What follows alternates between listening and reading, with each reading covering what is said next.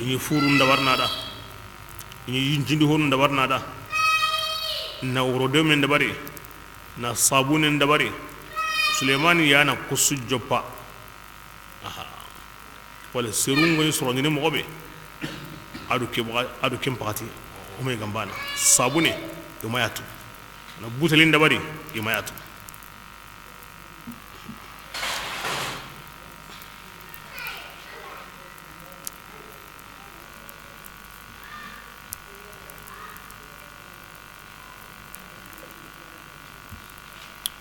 bismillah wa kunna adi ogo tunganya tangandani wa idangani bala shaytani aganda himbe nya ana bununila kenni idiga mo taban nga Suleiman qalle aranta kem bondini Suleiman halle sirero junanu maka hohina ando shaytanu maka hohina igara ho sorondi mi gara abunundi kenni idiga mo nya iganda sorondi tay wa bondini maganda Suleiman kallem baani Allah ti ora ken tanga kinga kem palle ken shaytan do jinna ken tabi'ani me andi ga kahu iga ho nyana ndai wasu bonondi bismillah wa ayyuba anna ayyuba qahin janin qara birenyani ayyuba ga gangundi ikamanga bira kebi aga jarabi ti jarabi qotukuya atingi ayyuba toran baygar meme angi Allah ta'ala anyani aywa hinnanun su hinnandenga allati urab aw fastajabna lahu o jabindi ayyuba dangani fakashafna ma o da hongirindi kengo ayyuba ya billi toranga o tlaqalina ayyuba ko idunken su ko mandenga na metana kai na adubule qadi rahmatan ora kenya man sabura hinne sabu dangani adbaka o tungani ora kenya wajunde ya dil abidina allabatanda ina sabari komi ayyuba ayyuba sallallahu salam allah hinsunyada an tlaqarna hinsunye yugo sire yani sire allah komi sire romenya ni adam ben worni kata ishaq ibn ibrahim amma kahana damben worni kata lutuya an kenwureni amma bangendo wan bange asubu anabini mundo qifarundi hosire nya hosire sarana naburen su yugo nyama nyogo menyani wa nanyani wa tamise nyani wa sinyani wa harenyani wa himbe gawa maga ame hosiren ta walli sereta na maga aka agabe nga maga akal nan gaba nga wa suguran tan kallenga aw sogoranka awa kamu karagite nyama awa anna gamu ni teo te ga wono anga ni kamu karagi kome wono kome suga wono yagare nga maga lemme nga maga nabure nga maga aywa akenni me kahana lemmu nga maga yagaru nga maga ayugu manda yagarima nanga o kesuken kite suka mantenga anbi nyini Allah kanana nyani Allah neman ku fandana nyani soro sikyan to ngondi kapai ke jaman su soro sikyan ka hay kemballe kutin su an be nyime nyani harehe an be nyime ngo sire nya konni na o sire nya himbe ga ndaka hay anyime himbe ga maka hay le khirinda na hay ar rasul kungole na soron kari aganda bara Allah hi ko na gai en difference ke wakati ndani anaga mundi awa iblisa honta mu kai kamundi o mi ora ko oti isa ga sare wakati biane kamunga commencer hijabunu awa hubrukuya kunya isa ri yankane awo siki no konso no suka lada bila kebe agara awa awari malika nun duwa unyana ayyuba da ara hasida ko atin kama anya ga wan komi ayyuba ide anke nga simana awanti gana awan kufana amma jarabina angana jarabide awan batiyen to kono antan kufana allati langere me gidangani diga nda na guren kinanga mobe gallanda kenya na guren nga kundu an warna tunanti na guren tinge ko musurun kallem bonondi adiga adi jaman ka homa me jinnanu adu hoburu ati dangani awa hingo mo be lenki Allah ayuba na gurin kinoya kebirenga jinna kahir qore wono kenti iblis dangani Allah hankabe kininge andal lunginda ngunyana hankinga na yimbenga ngande kinye ho illa wabini iblis ati kendangani nda hingina ngenga ngadiga jopa hina anyugo mumboloy aywa anna gamundi esrungo baka himbe sera koben giri na nya wurungurunga na nya yimbenga na kusa di balakandi ayuba nyugo mundo nyugo naganundi ara subi har bana mato iblis haramaniya ayille yugo be awa nyugo mun kawarenga ma ari dunya kinga asetu nyugo mbane kama ari kata ayuba aranya wasallini ati ayuba ati yimbenda nyugo mun subi nagananu subi asunye menge me halle ho hondano aro ko nyugo me bane kebirenga ayuba ta dangane alhamdulillah Allah na kininga alhariginga adiga hotana wara awa sugunda jagun kai aron daga nanu kenka diga karo kunga bane kanu yenda sugundo jagundo nagana subuten kuti sukara awa ara hotana wara sohon kai kenyille dundonga na suka hamandem bogoti na sukampindi asuka hamande awnyana hi kempi ken kanangenga awarna mo onko anna burenya kundude kinya kundude ayuba wotini alhamdulillah Allah na kininga araringa abarkada agara na burenya ma aymera war har baane masro adiga kamundi atin kama antare mun ko hana kininga ati diga ndare mun kinanga mo be galunganda anyare munga harikata lemunga ewo sankanso be kama ara saralendi na yilla na kupai kama isukara ayi me yille na nyalemunu karamo be gani kama ni kharamundi tuagunga awa ni du jogi yonkolan gurgusinte horengo jogini aywa harikata annaka hamun ayuba kemmo godi ni dunya karamo ko ya ara walangala dangani nandiri awa sankanso ngoni ken a guruje lemun sukara ara ko ni mo nyugodi na nyangondi mo yugodi kebirenga awa ayuba sondome awa ayile adi kitem paka senga ara jogi yonkolandi ati hari ma gam pakanin sara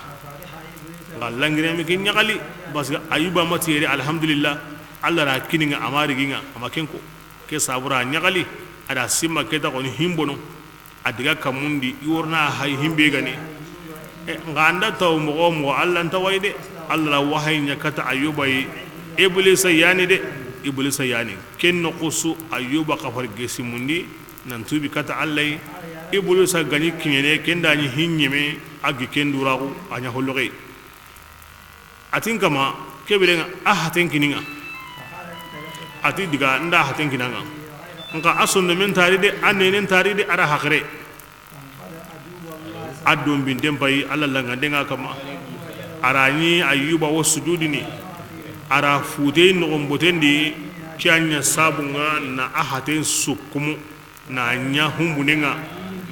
awunya na humbunenga nan daro nan gilo maganya komi tamisen kombo mogome na kinyinde lo ahatendi ara kosi masignungo yerne kempalle kosindi honu benu gani honganya manga ana kosi tiyam miga kuti ana ko ni ti tagamen gencanga ado gidenga ama grikem mogodi ma hatenga kutini na motindi na timem bundi debe dun konda bugundi nandiga wara sungutinga ni kama na bire dabare adanonga soro sikki be ganiga awa annake hamundi etongondi be sura hayna tono keta maka gumemba nepe kento rahmat bintu afratim yusufa buni aquba kismarin yani ken koni wa khidimana kendo yigande ngorni soro ku siki me be ga tongondi kana kun koni imi dinan tono de ngenta gene gare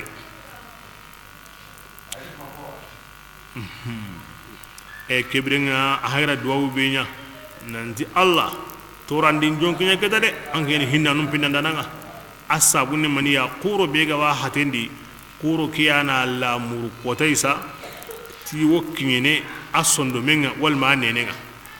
amalunga da kuro ngandaro yosondo mendi mi nenendi Allah hin konne kebirenga kella ko walle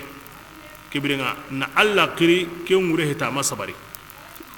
ko menay toran ko i tagananga kem pidi sabari mbalawya kenni bane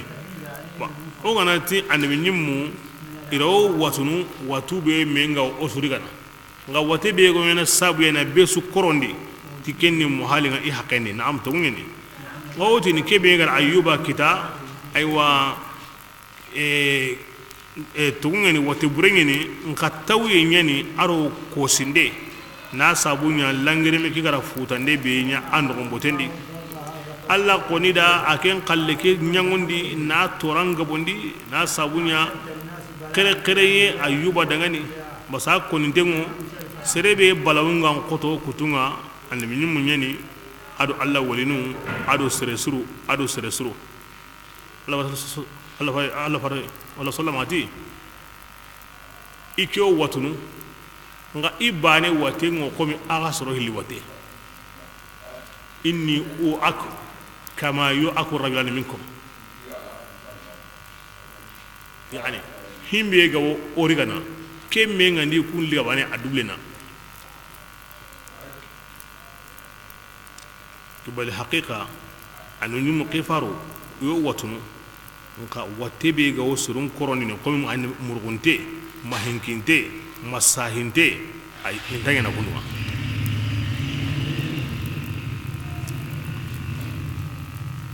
anya kemo wali iblis haju masro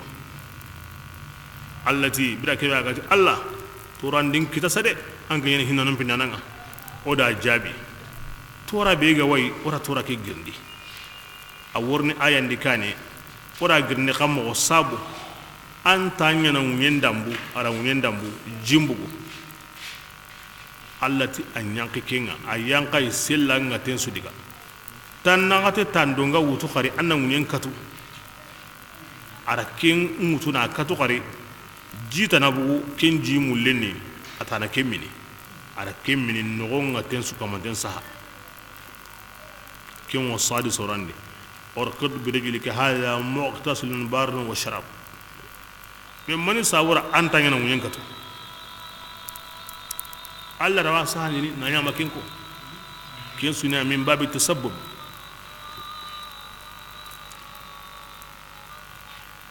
أي مسها وآتيناه أهله ومثلهم معهم ورار مون براندي منوغا كرا na ime tana kine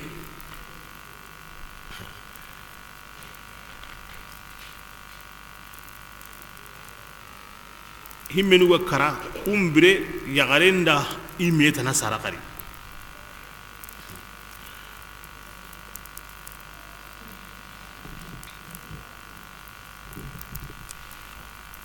na bure mo kemo gori na su me tana asukine na me ka hamaga kamu hungende nyamaga aro sha'ire ngende alla tabulluhi liriti bane nguji sha'ire ngende ndi na nya gura kullenga bane nguji kamu hungende ndi na yakanga e kange gende nda su ile hunje gende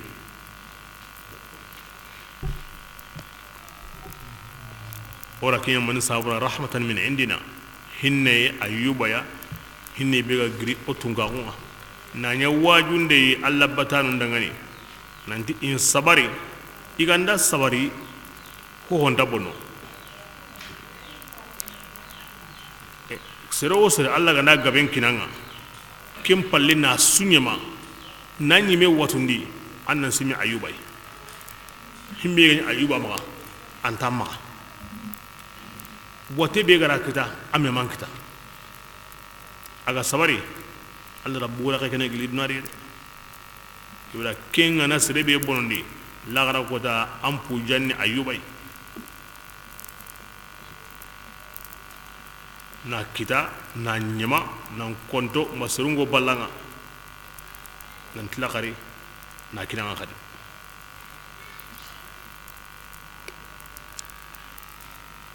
bismillah Allah ismail hingo ado idrisa ado sanqa gondunge adiko suka hamandonga wogilli sawranunga wa adkhalnahum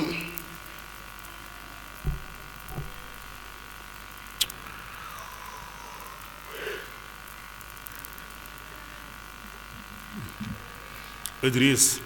nuhu kismani idris asare na o hawa adama to nyonkinga ara kame sine bira adama jondi adama karahalle ti kamu hilli sine ira aqi na yani minga anu ni ma ken nogondi ara kamero tankarge sine yakedi awun suka humande kamun nagati ado tankarge sine aken fati halle wujine sine nuhu kismayani idris ahulan sahandi idris ahulan iramellihi idris sanen tuagu alra kini ayaholoya idris sejuran tuagu alra kini ayaholoya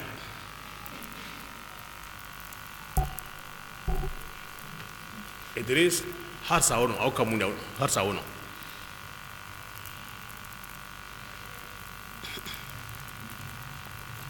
warfana bakana aliya ha ho mutajama lino ngale hadningi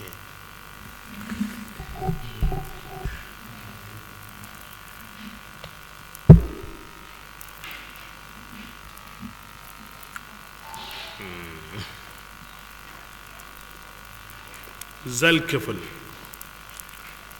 akini ayuba ren woni way ayuba be warahin ko sisa kille men yugo yani sankawun kama ara sankawun mutu iwo sumuni ko tasu urondi iwo win salini ko tasu inta kenkene inta tampini ko tasu wo kanyana ara ke lahidu mutu alla da ara timaniqa kon ko wakati bani anya maka kinciga kinga dangi bani anya maka mani kinciga gadi iblis hobbureki aro kengan anta sirenga labada agantorna di ko tay aga sago kinciga nga ago kembane be kenkene ari ati yalli koni ati yu qasaqora ninga irin toro de kite windi serunnaga irin toro de ara laqenguni yu qasi kera digamen gilondi na gilondi ma wakati nebe ga wa ma konkonga kindangi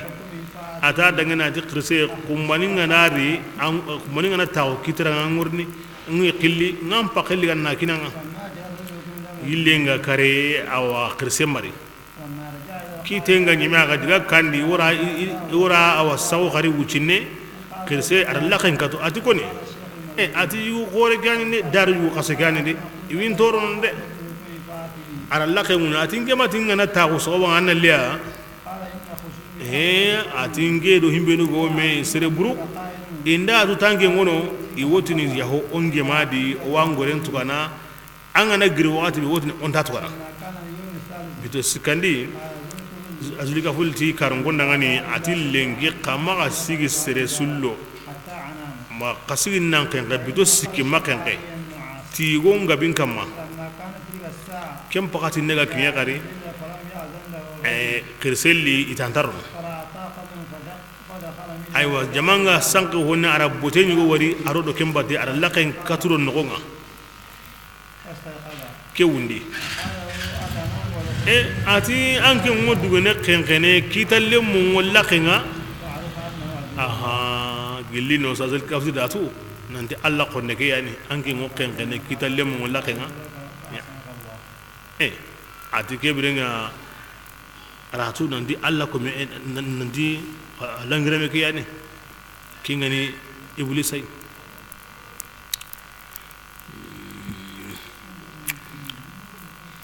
atanda ke yamani sabura atinda nya ku sabura nan butundi nga alla rantanga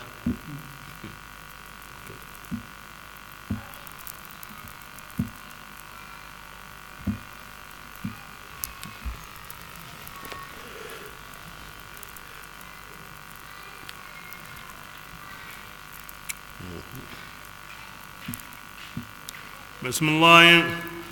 وأدخلناهم adi oda ku komuronni في o رحمتنا hinnayenni إنهم annatu ku من komu الصالحين wogilli allah komo surunyede وظنون anna nyegen dunken ka khibaren qara qur'ana ni إذ kendi ko yoni sabun mata aha nyegen kaba o nyege aga wuru igara seri nyegen da toni gara wuci be nyano gondi allah tin nyegen da maga ko tekkoso maga ce yiga angar jage ora ro kaso nyino ada kaso nyino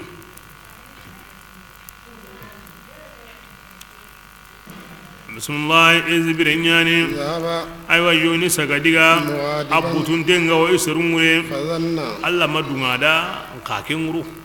adi yoni sarasimma allah na khadra ali to qur'an takatida janga orawde o haygara suren sigindi hure gumuna solle muta gemay kuma urunte ida sere jindi ora ro kaso ngani ren woni bismillah fanada yoni sagagangundi kamanga في الظلمات bitundi uron bite nyege nogon bite aro hangen bite bitu sikki bismillah أن kana gangundi kannenga adi tongo badi tunganda maganda anke allah senna unganda ngani nge yoneso nge nya min zalimin ageli tunganda ngade ngadiga na to amadunginda nindu torode wastajabna lahu ujabin yunus dangani ala kisini gilli aywa sununga na sabunya ku kelemanu sabura ora kisindi hi sabun tangenta de ayyuba qalle anni masani yadur wa anta arhamar rahimin fastajabna lahu ku kelemanu sabura ora duwa unjabi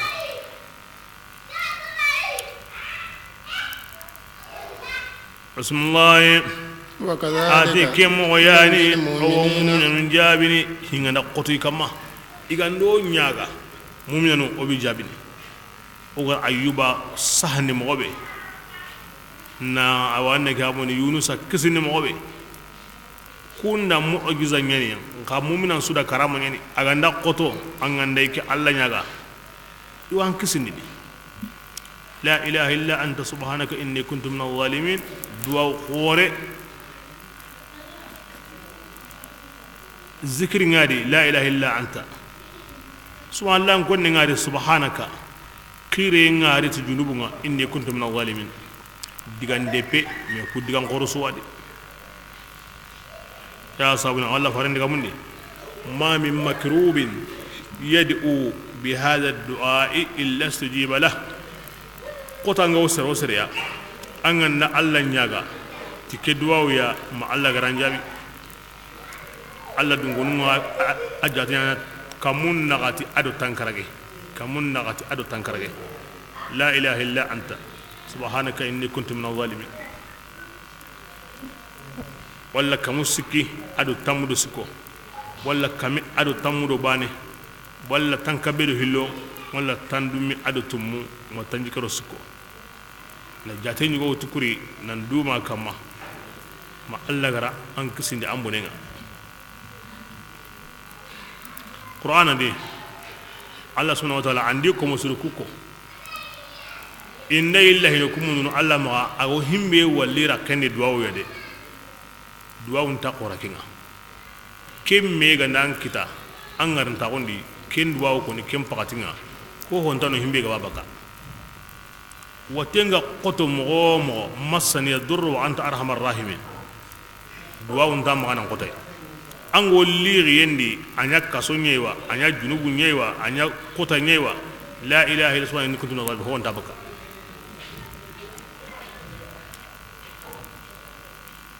sirenni hakra to kendi ago himbe konni ko me kera kya ko ngara jabi ame ga nan kita su an baka to kendi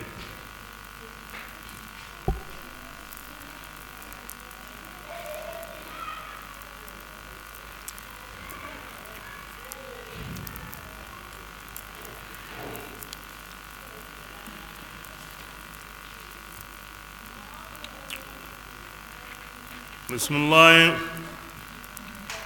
وزكريا anna zakariya hingo إذ birenyani نادى zakariya gangundi ربه kamanga رب akal allimundunte atin kama لا manya تذرني gana anna mangito فردا bane de وأنت anke Allah خير anyani الوارثين qimutanun so srenga فاستجبنا o له jabin dia kadangani ووهبنا o da yahya kini ayalemmeya وأصلحنا o da زوجه yakin suronni adangani ankata sarene akaso halli adburo umballe إنهم aja annabi mugo كانوا iyanya يسارعون iwokkinya في ngundini fil khairat khairin gollundi ويدعوننا iyo kutungan qilli رغبا hin awa kanuye sabuda o hinnaindi ورهبا ado kanuye o yangan qatenga وكانوا annabi nyimmunya خاشعين maga yankanu lana o kutungan akala lempin qagawanga anta munda am pallen to duroi rabbi la tazarni fardan wa anta khairul warithin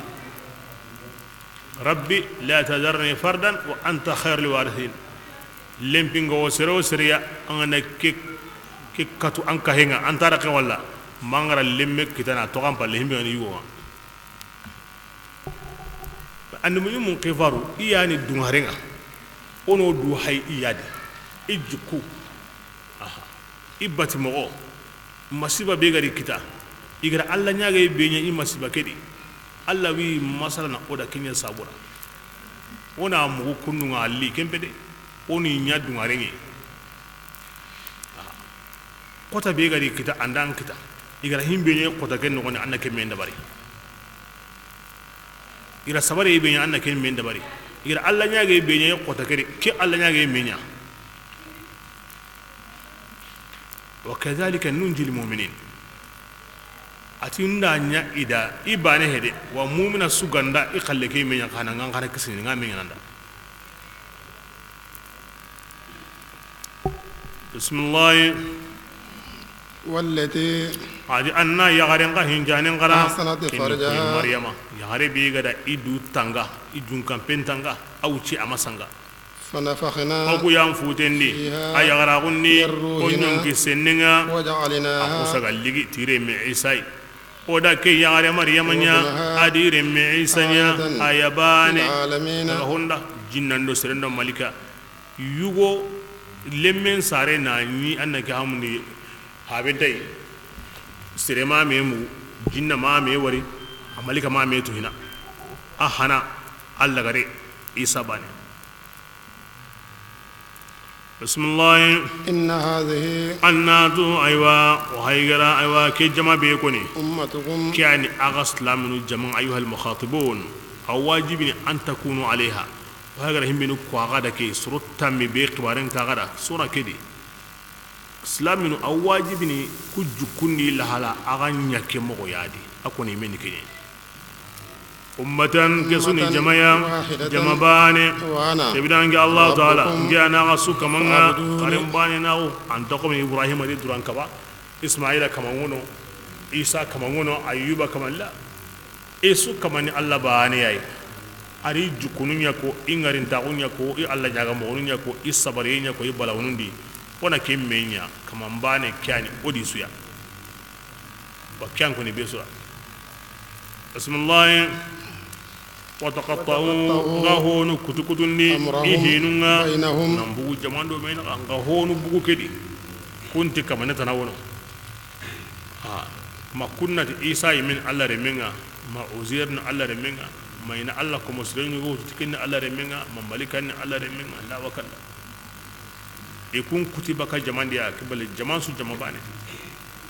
Allah na su kamanga bismillah كل atibe su ko mandenga isorni sage kata o himinu ga to jamandi o himinu ga bugade o isuo nyini kaneno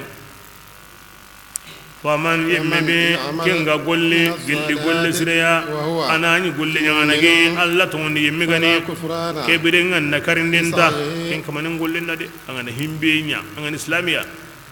Allah wambaraji ni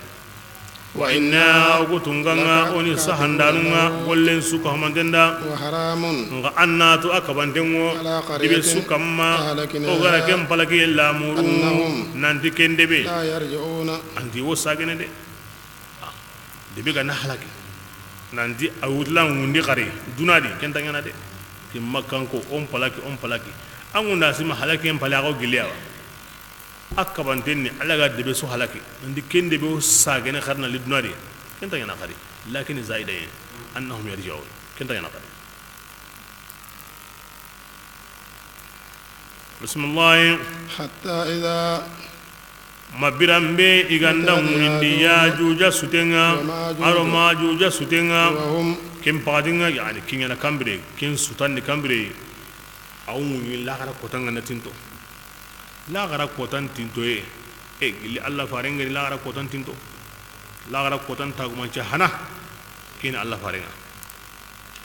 himbe kame wudunu ado tampille wudunu aro wudunu nagati dangi atoke bana e to nan tagar ni gade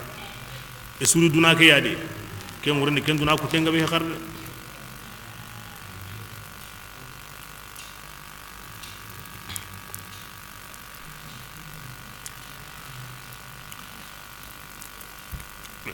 i ajuro ma wurni kambire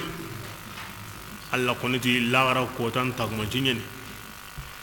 daru a kojul qarnen ni da kubin dabari ido non serun naga inda buto wakati be la alim nga de on be ko de a wakati nga ado sisanu ko ora kun lagami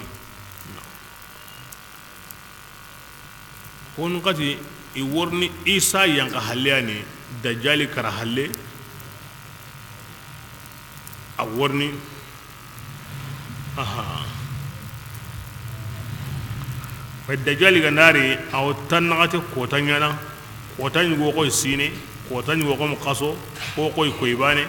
akutengo ko mi o ko ta kutum ko mi o ti allah fare sahaban to kundunga ko ta be go ko sine o salli ni kende kammo ko ta bane sallani wa masine sallani allah fare de qaddiru lahu qadrahu qara sallim faqatin qudari ada ya qara sallim faqati anga dumi haqqe be nyana sallallahu alaihi wasallam ki nganda ki la asran salli anga dumi haqqe be nyana la asran do zuron na ki nganda ki zuron salli ngone ko ta bane sallen tasrono an salli waqti qasem pakem mo ken salli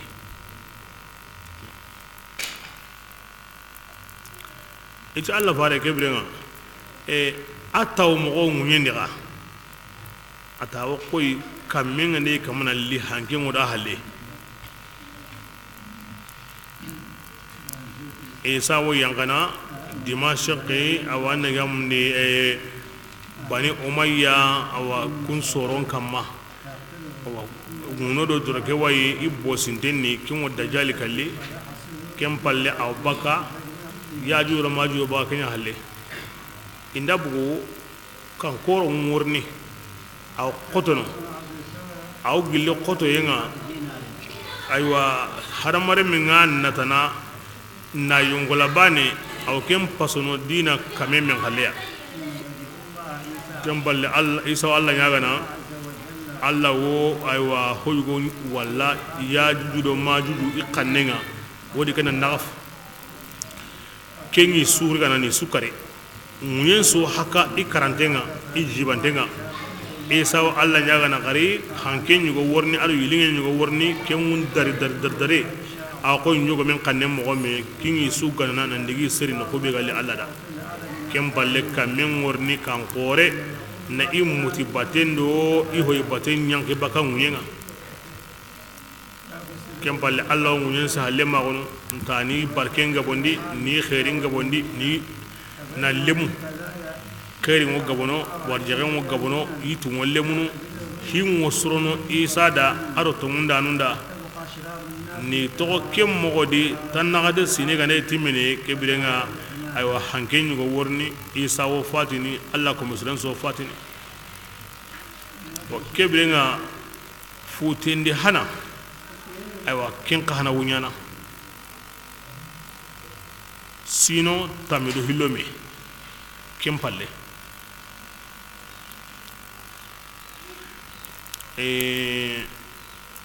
tampille sine nga sine nyugo wadi ken ko mqaso sine nyugo wa qaso ngo ko ko yebane ko yingo ko tabane ngena ko mi leri bane aha ken kamendo tampille sine anga kin jate ken wo gemme o sine ke tamudu hilay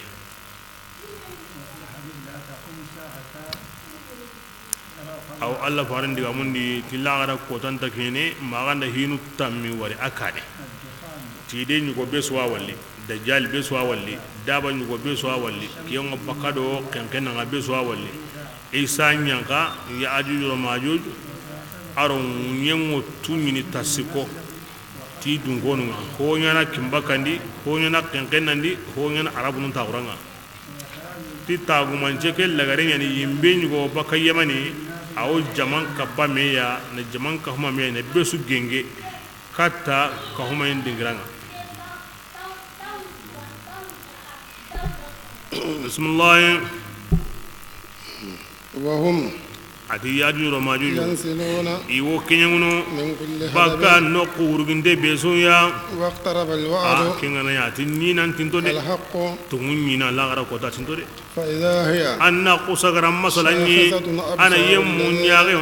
ana yemmun yaage mboso كفروا awakunga kafiraku يا ويلنا inati ya ko bonengo woni dunade o mungundenyi gillike kodai بل awara كنا o kuni dunade zalimin arodu tonyati harun kutayenga إنكم ankum makango وما ado himbe ago kembatu gilli alla tanai حسب جهنم asuni jahannaba soanye أنتم ankum makango واردون aga borino لها aga ni luanu ilaha yimbenda wa ma ta'budun makango mbatu honi ni borina bismillah لو كان هؤلاء kebe allati borinu nganyana آلهة kamaniya ما ima yero وردوها jahannaba de وكل kebire nga borindi batana خالدون esuni dumanu ya jahannaba لهم زفير wutuma kanne ngo bori batan da jahannaba di aro وهم لا يسمعون bo awa yimbe dungo nun ta ho muku فيها awa yimbe ndi harbani awore kanen sabu enta ho muku إن الذين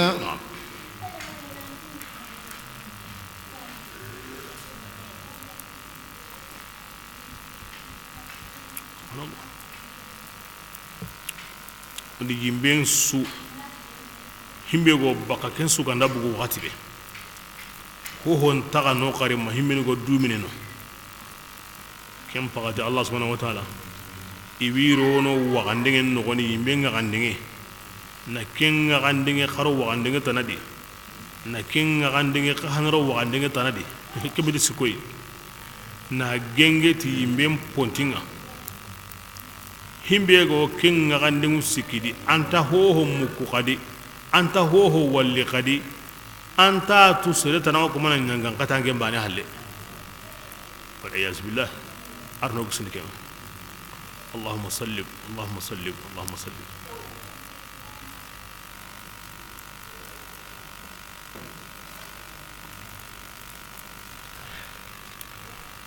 بسم الله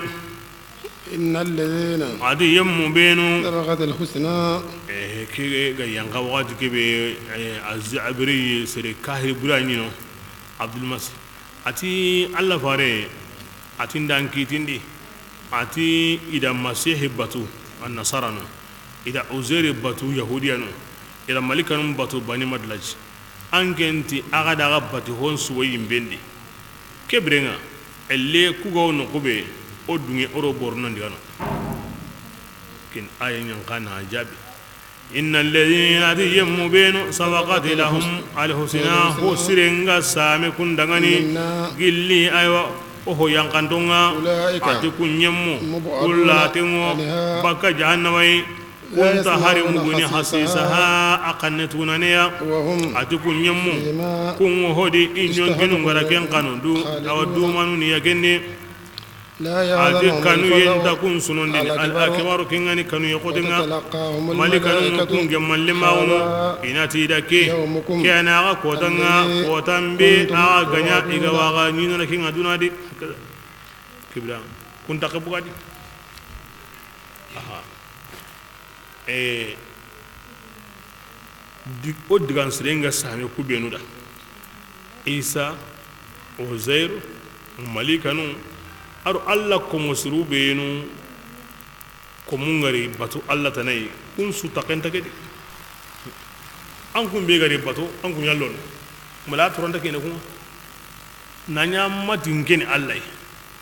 asiro agaran kanu mi ga wanda andang ni nan pakin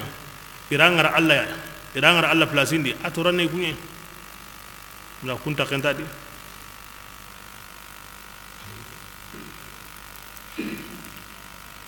ma darabuhu laka illa jadalan ki ayang ana warni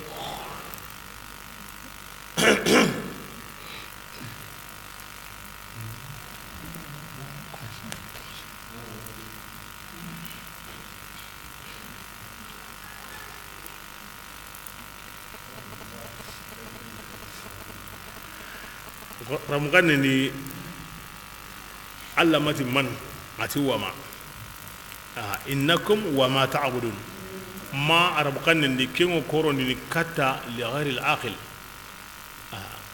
agara kubenu angu nyimenu arhago himmenu batunu solle gumai kange gore ya yite gide awro kunye amati waman kebra haqran to benu ga nabati Allah tanai i mega ma i dunya Allah yi ken toranta kun kitana a torana yi batanu ya kitana bismillah yawma ay kan yaqutin ni maniya kan yaqutin yani Allah ga nati qarari ga agan digaro yimbendi wal fajr al akbar ken kan yaqutin ken ana kan komeda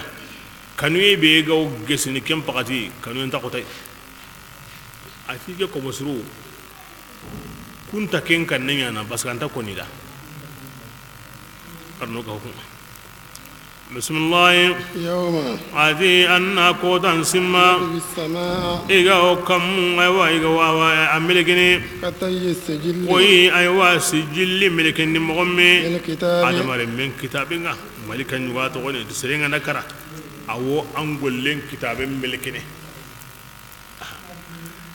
kenni uga nanya kemmo ti malika ke taw kam padis kandindi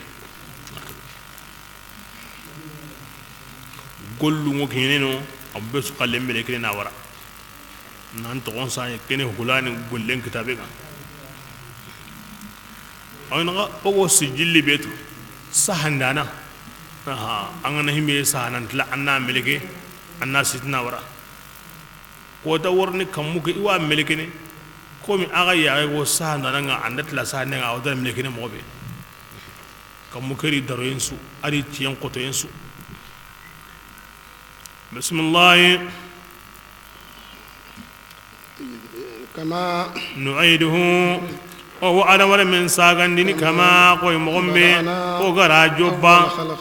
attaga mo hananga wa adan kini ni nanye o ko mo ade in kunna o kun inna kunna o kun ya fa'ilina agulanu de woni kam mu kembeleke o besu sagandi no man jopa mo amurunte am petonte anta duro besu bismillah wala qad katabna o kuda saha zaburi gapu yankan tonni ma'ad dhikri ay wa kitabul laslim palle wala man saha kende anna larda o tin unye yarzuha ibadiya gekko munyana kiyen mutunu ko musru amun fi kulli salih surun dana hilla garni kenya kallenga kinni Allah santa qasenga wal aqiba lil muttaqin duna adu la rasul Allah garni husran kallenga bismillah wa hayra saha ya qur'ana qadi kitabu binu ga yanka akoni tengi di wa o qadi duna adu la gara Allah garni ko musrun qalle ibda sireni du hay an ani ko musri kibira nga tunan tawalla garnan qalle an ga hitaya ka nya ko musri de kem pallanga ne ho ya an sire ga he an talla garnan qalle bismillah inna la balaghan annatu aywa kinyandindewo fi ke hadha qur'ana de liqaumin seru dangani kumani batanu ya kinyandinde ngadi wasadu ngadi aslahanda ngadi qur'ana ke an na wutu awan sana mangaro arjanna awan slahandana mangaro arjanna ara kinyandinde nyanga an na mu an no arjanna bismillah وما ya rasulullah أرسلناك wa manqi ma ganta hinne yayi للعالمين. taga honsu ko mantenda taga honsu besu alla faran kiyem pinne ak nye besu ko mantenga sere bure mu'mina kafiri kutana besu gilla gari duna lungo ko tasu kumbani alli lenki kaso kurumba alli ke kaso yi waga alli yirgiya ken kitira mani bate alla faran barke sere be gana tongondi kibina kenna la ara kallen kitanan kai himbe gana barai kenna kallina to duna ne man bane nga alla faran qona ne nabiyur rahma aya to ni hinne annabi jimme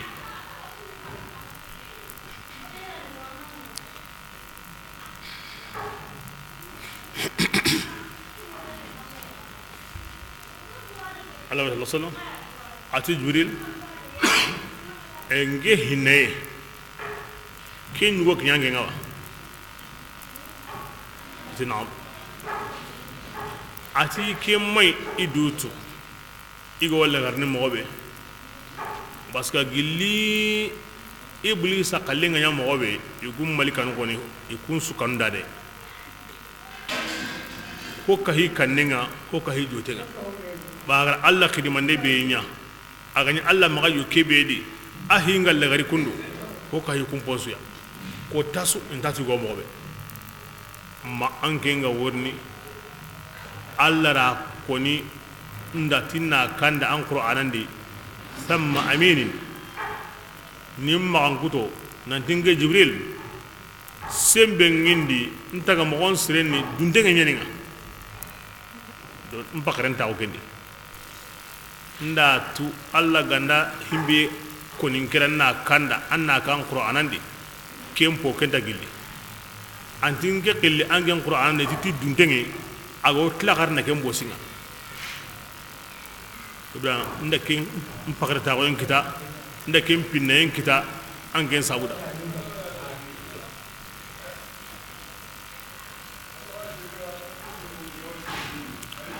bismillah قل رسول الله يانجن ندي إنما يوحى أنما يوحرنا غنيانا كتنجي مهولا منيا أنما أنكم كمانا كني كمانيا كمان يعني حصرا وهي غنيانا كتن حصرا جباني وهي انك قنني منيا كمان تنانتا ما كنت الله باني وهل أنتم يلي أنكم مسلمون أغرادو كني كيوا أغرادو كيوا فإن تولوا إن هلا كويجيا أموتني دعني أو أم باي غراغة تويندي ده دا سومبان أريد يعني الله باني ناو الله تيباني أيوة نجرا كنتو أرين تويندي تنا كغرا باي غرا كغرا كنتا مكدي قريدة كذا مونسرون دي كبرنا ده بسم الله نجي معلمين انتتويني يلي هون انتندوا مع الله تو إغراق بابا تكبيا لغرا كوتا ينغنغتي الله كتي وانينا أوانينا أتندغاني أمبون آياباني onda nyanjo ndi kenyeni oga ma nyanjo ndi mega awana kamuna wunyana agati wanyana wanyana ga kumbanda linki Allah wakentu إنه الله تعالى أو بانغا ينتم باللي قول لندو سهنا أو هنقدو أو كموني قول لندو سهنا عدين جنتا تويني لعله أو سينين غراغا توين دي تكيبيا كنغني لا غراغ قوتاغا ننتين تا وقتتو أرو نيانا جرابيا أنكم دغني أرو نيانا قد دغمنديا قد دوتيا أرو نيانا أخوصا قطو أرو نيانا الله وقدكو هنا أو متني دعني يا أنكما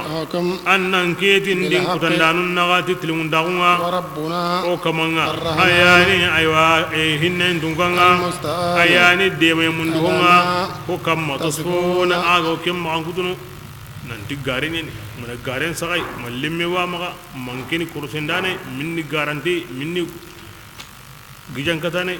Allah wa sumbo kontu ona hinkini Allah ya anatung dende ba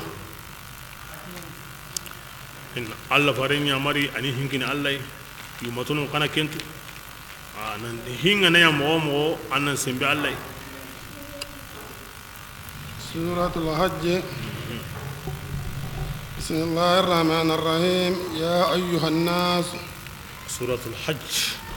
حج سورة مكان سورة يعني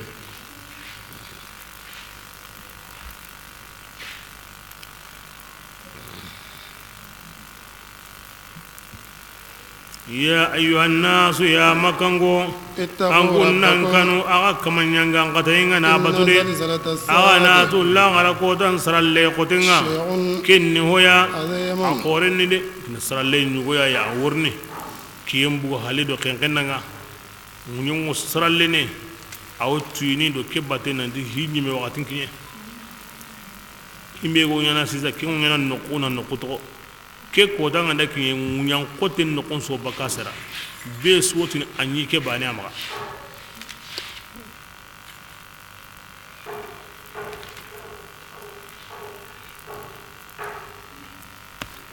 bismillah يوم ati kenni ko danga ترونها angu ngoken awa aga ken ko ta walli تذهل كل مرضعة sugunda na yare be so munguran kutunu أما bakalim mimma awo ken sugundini akoto maburu maka be suna mungu ire menga kombo kinne mungu ne himbe ndai kombo kinda na mungu ni kombo kin honga kenan koto de wa tada kullu ذات hamlin aw billah qotenga nogo dunga yagare suwo warandini حملها inogonga hada maremendo kentana honnu gonten su inogonga alla asar len sauda وترى aw الناس billah qotenga an wasiru ngalli سكارى ko isukurandenya gani وما هم an kana ni kunga بسكارى ima sukurande homini de ولكن ba عذاب alla yanga الله qotenga شديد kinyan qoto besu killingo gilli ko igara konchimini na ni ima konchimini de